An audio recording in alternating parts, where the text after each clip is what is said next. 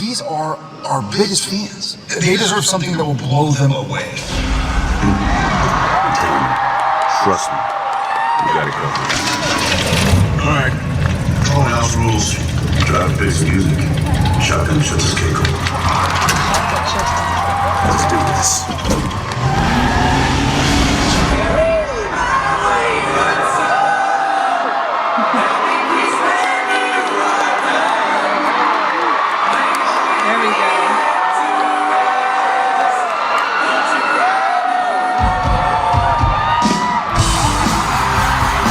Really helped to launch the back into popularity.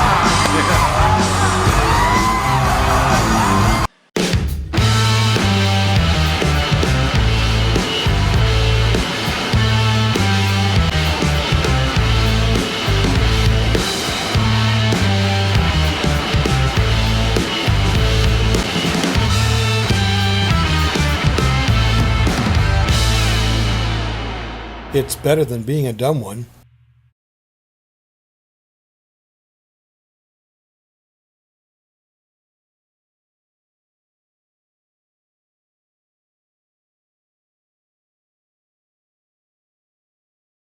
I guess that's okay. I guess, yeah, okay. That'll work. All right, everybody. Welcome to the Intelligent Donkey, and I'm with the Dafter, Hello. Luna Rosa. That's me. And we're here for our next edition of our ranking of all of the Kansas albums, and we're doing it kind of a special, different way. You've probably seen from the title card already that this is a double reaction. So we're doing two of them. We're doing the one that ranks at number 8 and the one that ranks at number 7. And the primary reason why we're doing that, outside of the fact that they're chronologically back-to-back, as well as back-to-back in rank, is that discussing the number 8 album in our ranking would not make any sense if it weren't for the number 7. Oh, really? So you're like, well, wait a minute. What are you talking about with all this stuff with the different singer and all this kind of stuff? Yeah. So here we go again. Okay. All right. Let's We just do it. got done, in fact, with Vinyl Confessions, where they had a different singer other than Steve Walsh. Yep, it was that young guy. That kid, John basically. Elefante, who. Yeah, he looks like a baby. He's actually still older than me. Right, so. but at the time he was like 20 or something like that, and the rest of the guys were like a lot older, right? Exactly. Yeah. So despite all that youth and everything, the new lead singer joined the band when he would have been, 56 or 57 or something like that. And he's in his 60s now. Okay. But let's talk about this. I'm going to bring up the personnel list. As All right. I've done a few times before in these ranked lists, it'll make a lot more sense if I go through it this way. Let's talk first about the original lineup. We've actually had one album with the original lineup that we reacted to, and that was Audio Visions. Yep. We also had one that had almost the original lineup in 2000. Yep. As they reunited, with the exception of Dave Hope only coming back for one song on that album. But this is your Phil Ehart, Rich Williams, Kerry Livgren, Steve Walsh, Robbie Steinhardt, and Dave Hope lineup that went for their first 7 albums, of which we've only listened to one so far. And given the fact that we're about to listen to a song from the number 8 and number 7 then we know ranked for sure albums, we're going to get the... so we know that the top 6 now is the first 6 albums. And of course, we talked about how in 1982, John Elefante replaced Steve Walsh, and they released the album Vinyl Confessions. Yeah. During that period.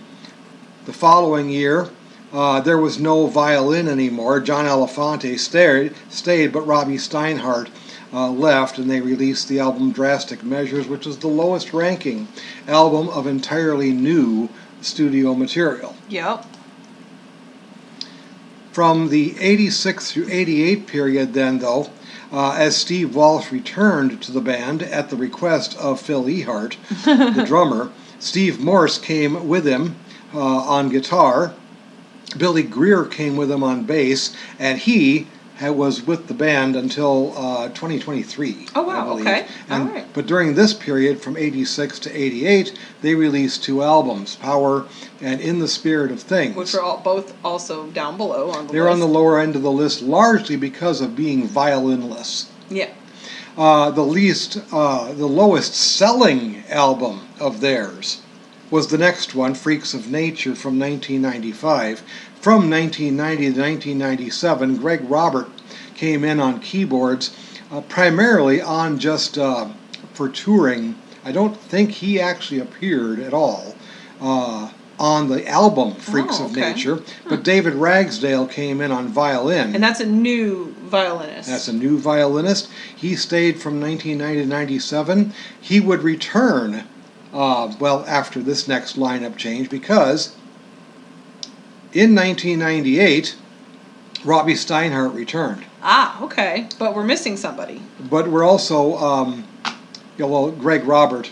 They played as a 5-piece then, during the period when they released Always Never the Same. Yep. So they didn't have the extra keyboard player. Steve Walsh did all of the keyboard duties like that. And Rich Williams, for that matter, was the only guitarist during that time also. Yeah. So he had to take on both lead and rhythm guitar duties. Ooh. Normally he was just rhythm guitar, mostly acoustic guitar at that. In 2000, of course, we had the album Somewhere to Elsewhere, which was a reunion album. So Kerry Livgren and Dave Hope have to both be listed here. But Dave Hope was on 2 tracks, not one.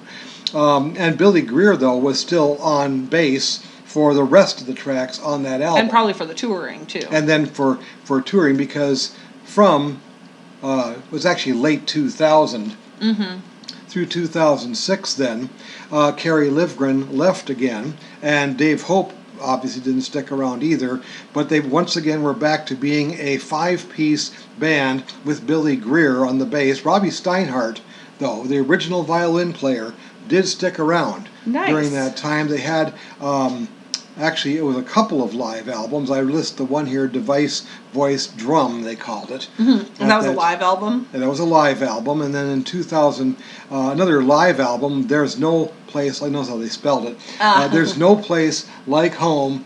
Yep. Going after their Point of No Return titling like this. But David Ragsdale returned as violin. He also played some guitar.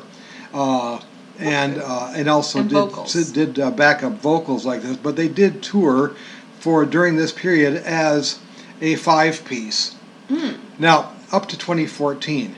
Then the next thing that happened was that Steve Walsh retired. He didn't just leave the band to go on to a solo project. He simply retired, and it's just as well. As we learned, his voice was just not sounding very good anymore. He missed a golden opportunity, though. One of the songs they played on his last show was Miracles Out of Nowhere, which is from the Leftoverture album, which you'll hear later on. But Miracles Out of Nowhere contains the line, "Off into the sunset like the Western heroes go." Yeah, it should have ended with that song. And the song pauses at that point before resuming. They should have just darkened the lights. He should have left the stage, and they should have resumed with somebody else singing the rest of the song, right, or something like I don't know. That would have been fun. Missed a golden opportunity right there to go off into the sunset in 2014. He was only, I think, 62, so he retired young. He retired early, and he has not reappeared in any of the subsequent reunions and so forth. Okay. But it was thought by some, that's in italics, that was the end of the band. Yeah, but no, we were not. But that's not what happened. Later that same year, in 2014, Phil Ehart rebuilt the band, essentially. Yeah. He called in some people that he knew previously, Zach Rizvi. There we go. Rizvi, who took over lead guitar duties, so that Rich Williams could concentrate on lead guitar, or rhythm guitar and acoustic guitar. Ronnie Platt, who is still with the band, on vocals. He became their new lead vocalist. He's not quite the sound-alike to Steve Walsh Yeah. as like John Elefante was, but he's pretty close altogether, and he's got an incredible voice well into his 60s, which is something that Steve Walsh simply did not have. And David Mannion on keyboards. David Ragsdale was still with them on violin. Billy Greer was still with them on bass, and they did release a new album for the first time since 2000. We haven't done that one, have we? No, we have not done that one yet. Oh. Okay. Now, just a note here, they did another personnel change in 2018, bringing in Tom Brislin on keyboards. He was previously one of the replacement keyboard players for the band Yes. Oh, okay. And I believe he's still with the band. They released another album in 2020 called The Absence of Presence. Okay. Now, hold that while I do something here. That leads to this. Aha. Here's the ranking of studio albums by Kansas as of when we last talked about this. Now, chronologically, the next album that we talked about here today was their 2016 album, The Prelude Implicit, but notice the gap. Yep, so it's going to be the 2021. Yes, the There 2020 it is. album, The Absence of Presence, Nice. is the number 8 album. When it came out in 2020, I was thinking, oh my goodness, are they going to actually top The Prelude Implicit? Are they actually going to top one of their first 6 albums? Well, the answer to the second question is no. And the answer to the first question was no also. But not by much. I had a hard time breaking what I considered personally to be a tie. I broke the tie on quantity. Oh, so the Prelude has more That has songs. more great songs than Absence of Presence does, but Absence of Presence definitely has some really, really great songs on it. Now, It's just got fewer of them. Now, who was? Remind me the name of the vocalist. That Ronnie left? Platt. Ronnie. Okay, that's who sings in these two, On right? both of them, I yes. meant who the vocalist that left. Steve Walsh. Steve Walsh. That's what it was. Okay, so Steve Walsh is not in these two. Yep. Okay, got He's it. not in these two.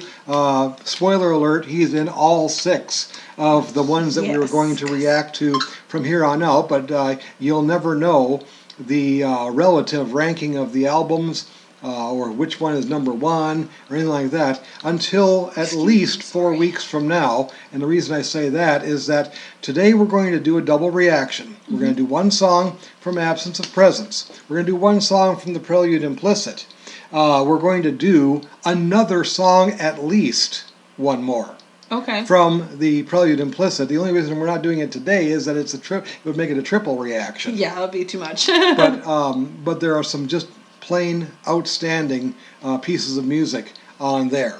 So are we since we're doing 2 from Prelude? So are we going to do 2 from each of the last 6 albums? In some cases, there will be more than 2. Okay. All right.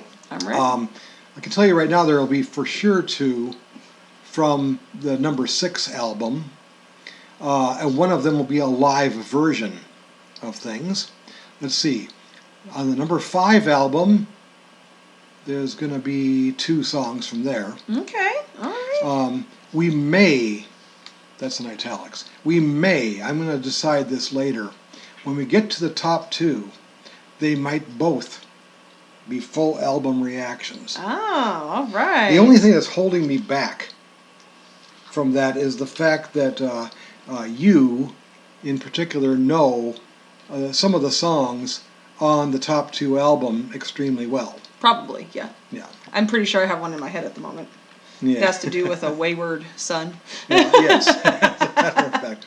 Well, I want to tell you something about that 16-year gap between albums when they were just kind of coasting, touring on their obviously old material with a lineup that was 3/5 of their original lineup.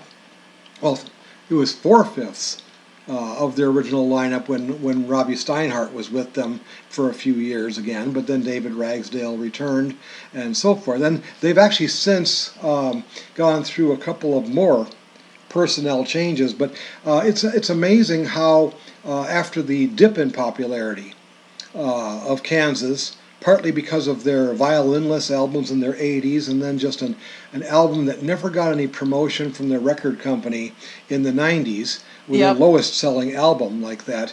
The resurgence in popularity that they got as a result of this.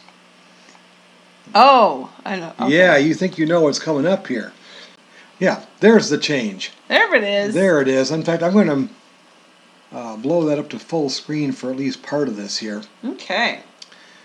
But let me play you a segment. It's not the full video, but I want to play, there we go, part of this one. Okay.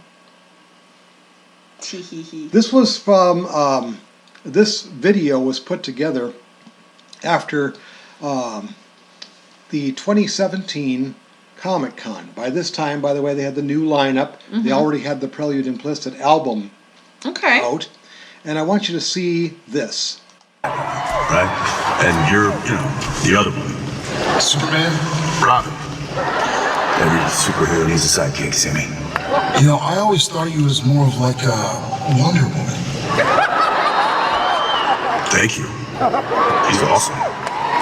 Yeah, she is. All I'm saying is, these are our biggest fans. They deserve something that will blow them away. Trust me. We gotta go. All right. Control house rules. Drive bass music. Shotgun shuts his Keiko. Let's do this.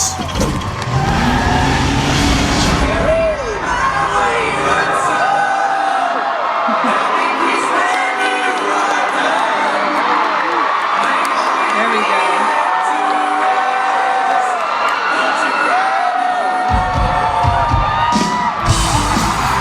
This show really helped to launch the back into popularity. Here's the thing that I find amazing and fun about this. The crowd at Comic-Con had no idea that they were going to get a Kansas concert. Oh wow, nice. They brought them on basically secretly.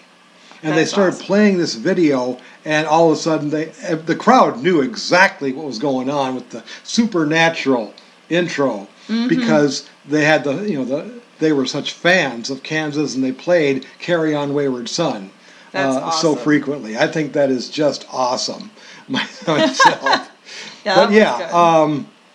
the surgence in popularity was largely due to the show Supernatural, which was one of your favorite shows. It was. I haven't seen the last couple of seasons though, because we stopped being able to get it online. Oh, yeah. Okay.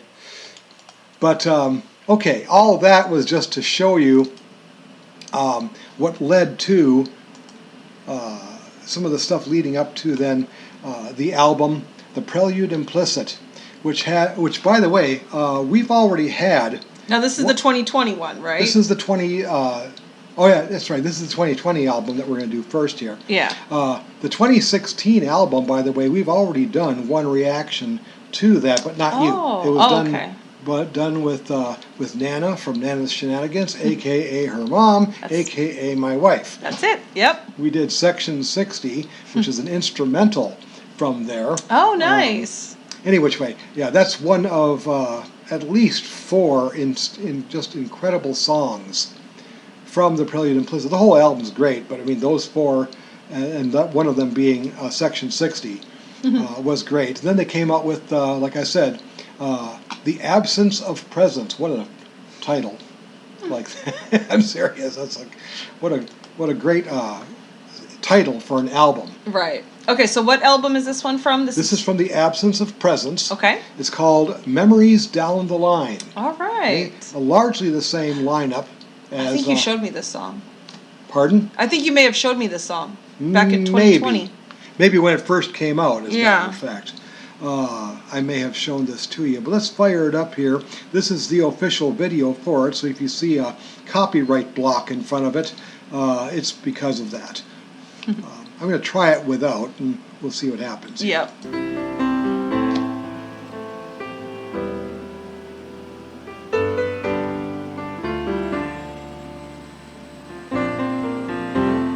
First, we should call a truce.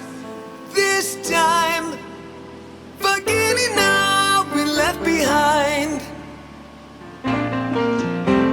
Yep, you for sure showed this to me before, but it's been a while, so Yeah. I just remember the pictures. Stow everything we know along through your father's eyes, your mother's smile. Send these memories down the line for future generations. Send these memories down the line and let them know we tried. Lessons locked inside for them to find. Send these memories down the line. Oh, it's so good. He really does have a very similar voice to Steve Walsh, though. It is similar. It's not quite as close to Steve Walsh as John Elefante was Right. at the time, but yeah, and of course they sing a lot of the classic songs from the first 6 in their shows today, to Yep. this day, Yep. and he duplicates them perfectly. Oh, exactly. All right. Gave all they tried to save from themselves with remedies from history.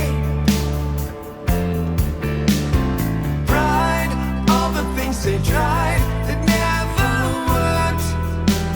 Experience is all the key. Send these memories down the line. Our trials and tribulations. Send these memories down the line and let them know we tried. Lessons locked inside for them to find. Send these memories down the line.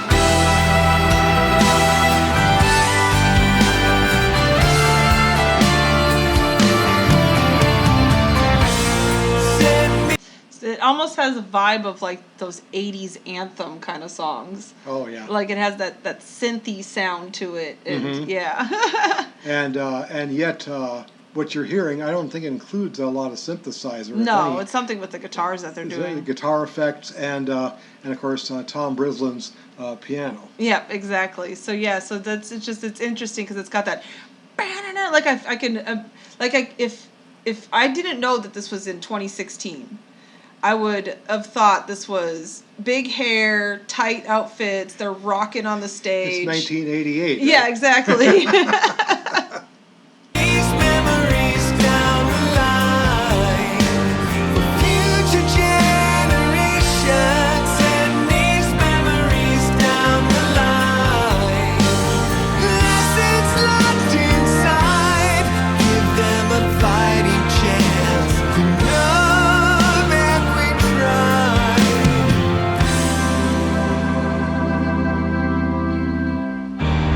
Send these memories down the line.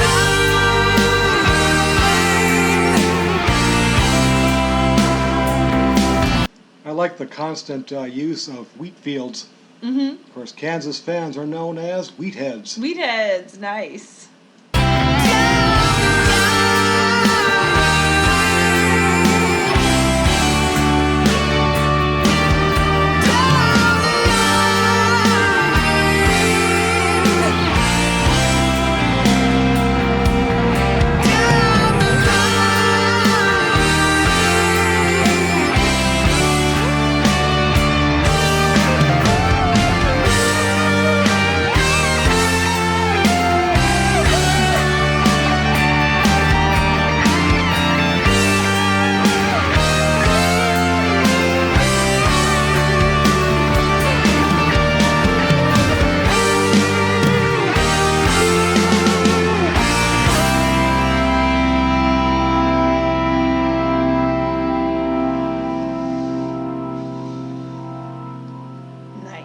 course, the perfect ending there. Yeah. Very nice. Yeah. So, there we go. Get this all figured out. All right. So obviously you liked the song. Oh yeah. Yep. I remembered it. By a narrow margin, and it is quite narrow. I consider that the best song on the album, above probably Jets Overhead. And here's the thing: there's like 3 songs on there that are really, really close to me. But I think that's a good representation of just how much they recovered, how much they bounced back. But they actually bounced back 4 years before this, like I said, with their 2016 album, The Prelude Implicit. That was 2020. I forgot. That's right, yeah. This was the 2020 album. We dropped back here now to 2016. This one doesn't have the official music video exactly, so... It's nice cover art, though. Oh, it's incredible cover art. Yeah, the Phoenix Rising type of thing. Yeah, right there. Nice. Which is, yeah, the whole idea of Phoenix rising from the ashes, one of the longest gaps between studio albums of any band. 16 years. Well, I mean, we thought that the 7-year gap, for instance, between Test for Echo by Rush and their subsequent Vapor Trails album was an extremely long time. We were pretty much convinced that was it for Rush. Yep. Here, same thing with Kansas. We thought that they were just going to go on touring, and then when Steve Walsh left, we thought, well, that's it. Yeah. Except for, like I said, the rebuilding of the band, the rising from the ashes, if you will. Well, and look, this Phoenix is not even a normal Phoenix; it's a lightning Phoenix. Yeah. So it's cool. So we have here a song, one of the 4 incredible tracks off of here. Arguably the best, but I mean, you decide. I have Section 60 right up there. I have Camouflage right up there. I have The Voyage of the 818 up there. I wonder which one we're going to do for the and second none of them song. are actually the lead-off song of the album, which is itself really good. With This Heart led off the album.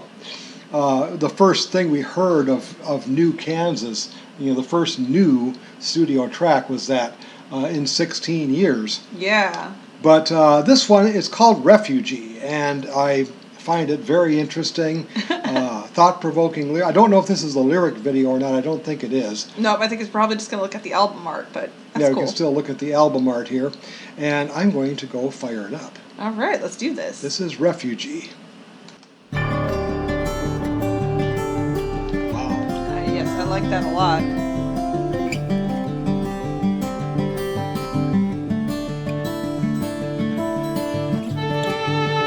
Oh, there's the violin.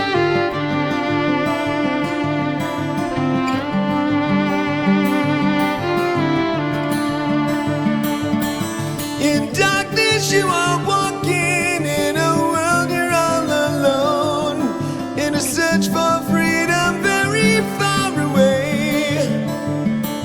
You've been shaken by brutality and driven from your home by an evil that will never go away.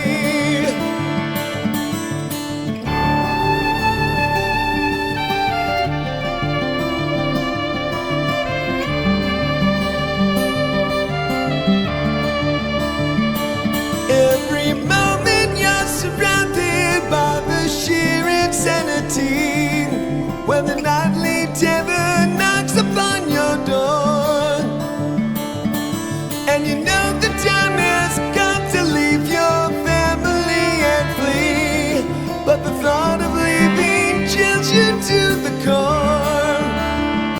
I already like this song more than the last one we just did. Okay.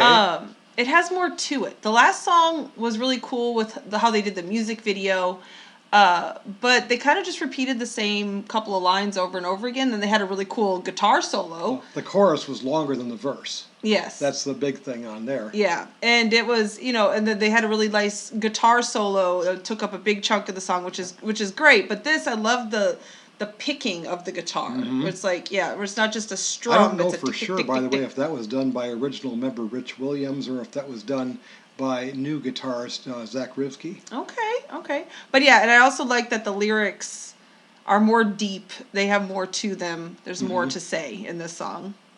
God, please, please protect the children and put her on a path where she'll be free.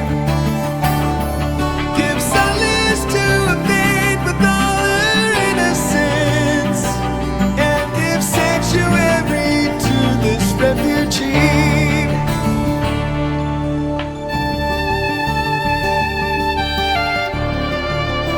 Obviously a more prominent violin part too.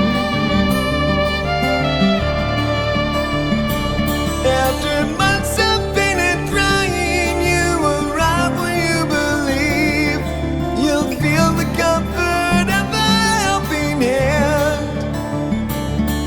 But they close your eyes to freedom and they're forcing you to stay in a dark world you could never understand.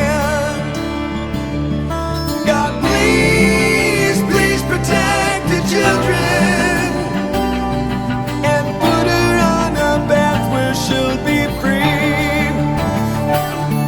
Give solace to a maid with all her innocence and give sanctuary to this refugee.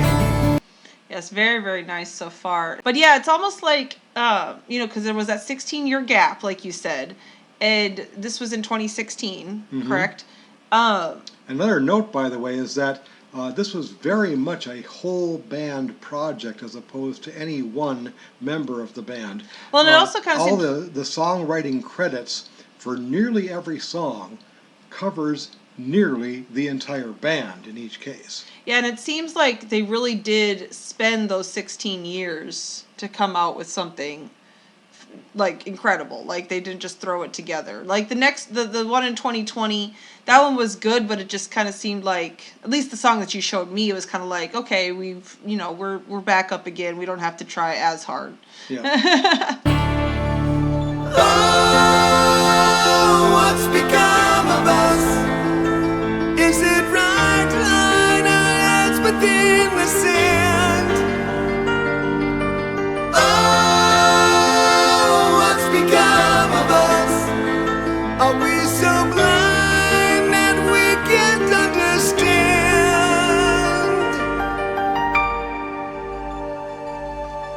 It's David Mannion on the keyboards this time. Okay.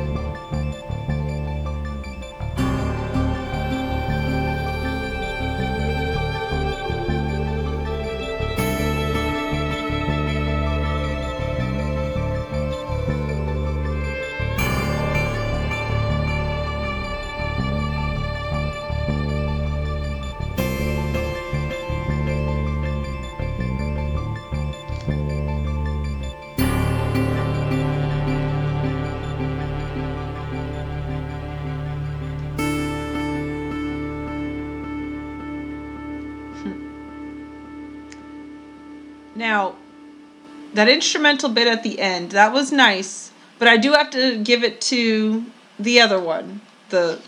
What is it, the Memories? Memories Down the Line? Memories Down the Line. The guitar solo in that was pretty epic compared to... Yes. I prefer that over the weird celestial the song that we'll ding, do ding, then dings.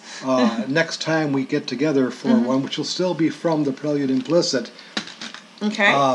at least one of the next two here that we do. One is going to, spoiler alert, it's going to be either Camouflage or, I think we'll do Camouflage and The Voyage of the 818 as part of one like this. They both have some pretty epic instrumental sections to them. The Voyage of the 818 sounds like it's like Route 818 of a of a ship or a train Yeah. or something like that being voyage. It'd be a ship, not a train. Yep. But why did they chose that title? Because it is 8 minutes and 18 seconds long. That's funny. So they actually came back with an epic and everything. Okay. And they, kind of back to their progressive roots. So we're going to celebrate Kansas some more. Yeah. I'm glad that we got up to this point finally at this time, because there's two events that occurred recently. Okay. Recently, as of when this is recorded, that kind of prompted me to get to this as quickly as possible. One was that they played, as far as I know, their first ever show with none of the original 6 members in it. So that's just a cover band. It's basically a tribute band at Yeah, that point, tribute although band. they had, obviously it still had Ronnie Platt on lead vocals and most of the okay. rest of the band like that, but none of the original members, and of which there are still only 2 with the band right now at all. The drummer and guitarist, Okay. Rich Williams, and Phil Ehart on drums. They are the only 2 original members left and have been that way since 2016, but health problems have sidelined one or the other at various points for the last couple of years in particular. And there was one incident now, about a month ago, that they played a show that contained neither of them. Oh, okay. So we are obviously getting close to the end when it comes to Kansas. The flip side of this, at least in real Kansas, I mean, they may well carry on, pardon the pun, as a tribute band. and they did so for that one show, and the show received glowing reviews. Okay. But then just to make the point that they don't want to do that necessarily, they want to have at least a couple of the original members left, is an incident that occurred about a week ago. Oh, okay. Or a week and a half ago at this point right now. And that's that Kerry Livgren and Dave Hope joined Phil Ehart and Rich Williams and the rest of the current lineup to do an 11-person show. Oh my gosh, okay. They had 11 people on stage. Nice. At one point, so they had a bit of a reunion like that. They can't bring back Robbie Steinhardt because he passed away in, I believe it was 2021, and Steve Walsh. I don't know if they asked him and he declined, or what the deal was, but he did not appear obviously in this partial reunion show. It was the closest we got to having all the original lineup on stage together since just immediately after the Somewhere to Elsewhere album was released. All right. Okay, well that's That's really the cool. closest we came to that. And if you go back before that, you have to go all the way back to 1982, just before John Elefante replaced Steve Walsh. Okay. So, I mean, that we're talking about a lot of lineup changes that have occurred, most of them just recently. But they put on an amazing show. And some of the video from that is on YouTube, so go ahead and catch up with that. Perhaps I'll put a link or two to them. You definitely should. In the description or a pinned comment. All right, that sounds good. And I bet you're looking forward to some more. Yes. Especially once we get to that top 6. Yes, so I could probably get the song out of my head. Yeah, there'll be a lot of critics that say that say, nah, you have these albums ranked too high. But then at the same time, you'll have a few of them that say, no, this is a better album than this or that album that I placed in the top 6. I mean, what is the word I'm looking for? It's all, everybody has It's their subjective. own subjective, exactly. Yeah, that's so this is just how he ranks it. Yeah, this is my opinion. It is roughly, that's in italics, in line with many others' opinions, because both these albums have been very well received. Yep. The only real criticism is the one that I already mentioned, and that's that this is virtually a tribute band for both albums. That's so little of the original lineup is left, but the counter criticism to that is the fact that they managed to resurrect the old sound. Yep. It's true. He really does. Yeah, like that sounded straight out of the 80s, that first one that we listened to. Or the late 70s even, as far as the sound. I mean, a lot of it sounds, outside of the fact that we don't have Kerry Livgren's songwriting to it, the rest of the band picked up the pace, and they made an album that sounds an awful lot like Monolith. That's from 1979. Nice. It is coincidental that the Prelude Implicit, at least, reached the highest chart position of any Kansas album since Monolith in 1979 by reaching the number 17 spot on the Billboard Hot 100. Okay. So, all right. that's quite an achievement. I don't think the Absence of Presence reached that level quite, No. but they still did well. Yeah. It's way better than, like, say, Freaks of Nature in 1995 and so forth, even Somewhere to Elsewhere, which didn't do half bad, but just didn't do anywhere near as well as their original six. Their peak of popularity was obviously the 70s, as all six of the albums that are yet to come are from the period 1973 to 1979. Not in chronological order, But, but you know. Yeah. All right. All right. So if you liked this too, why don't you? First of all, why don't you comment below either way? We invite your comments. You'll probably notice if you watch any of my previous videos that I don't block or delete negative comments on my channel. I let them be. Dun, dun, dun. Some of them are rather cryptic too. I get some comments that make me go, what are they talking about? It's fine. Whatever. Go ahead and comment. Go ahead and comment below. Click the like button. Share this with your friends on social media. And if you haven't done so already, please subscribe to this channel. We hope you do. We hope that you'll keep building this channel. It's good for the algorithm. It's good for the monetization. I still flubbed that. Something like that. Something you know like that. Don't be a donkey of limited intelligence. Instead, Be an intelligent donkey. and we shall see you in the next video. Have a good one, y'all.